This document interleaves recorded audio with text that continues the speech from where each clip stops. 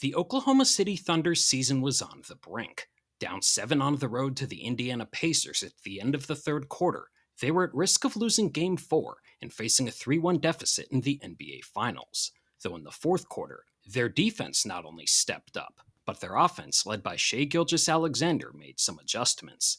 I'm going to take a deeper dive into how those adjustments go beyond the fourth quarter and ultimately helped decide this game.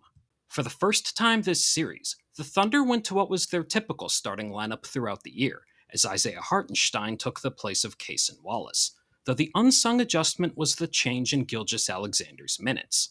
Typically, the league MVP plays the entire first and third quarters for the Thunder. In Game 4, he was taken out with around 4 to 5 minutes left in those quarters. Against a Pacers team that's pressuring Shai every time he brings the ball up, this was key, as it allowed him to be fresher for the fourth quarter, and Hartenstein, with his screening ability, also helped take some of that ball pressure away.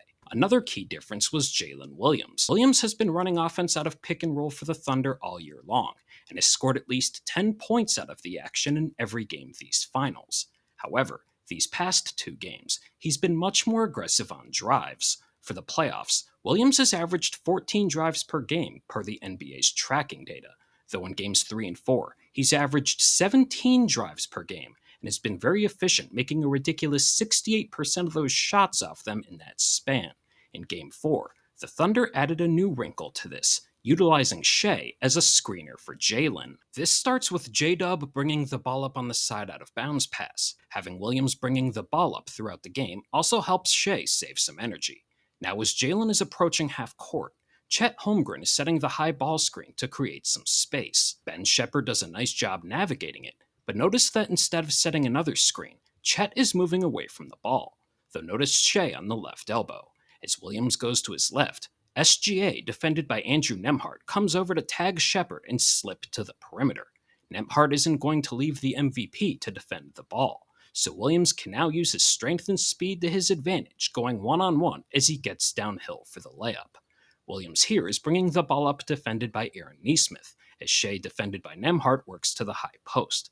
Again, SGA comes over to set the quick slip screen, and Nembhard isn't going to leave the MVP. It doesn't look like much, but with the attention Shai commands and the power and speed Williams displays, it led to another driving layup.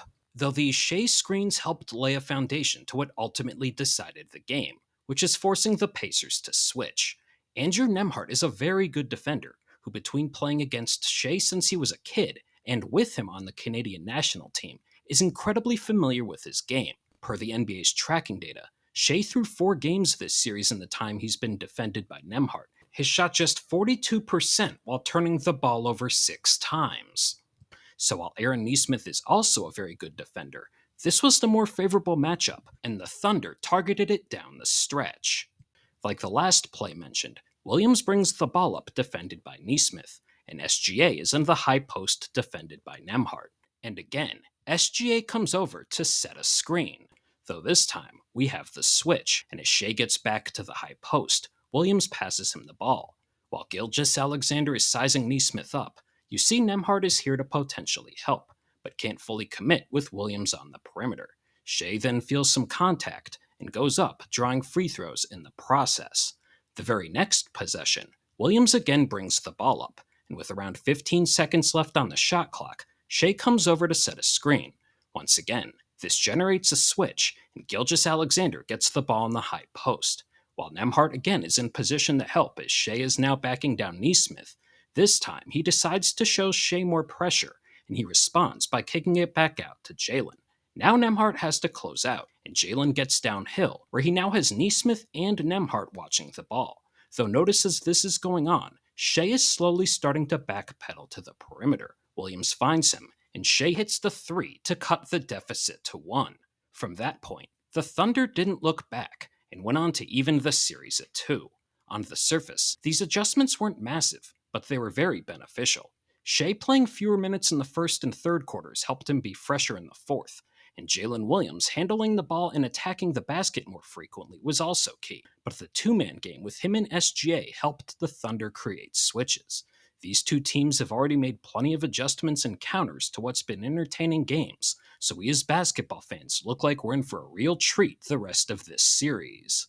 If you made it this far, thank you, and if you enjoyed the video, make sure to like and subscribe to stay up to date on my in-depth analysis throughout the 2025 NBA playoffs.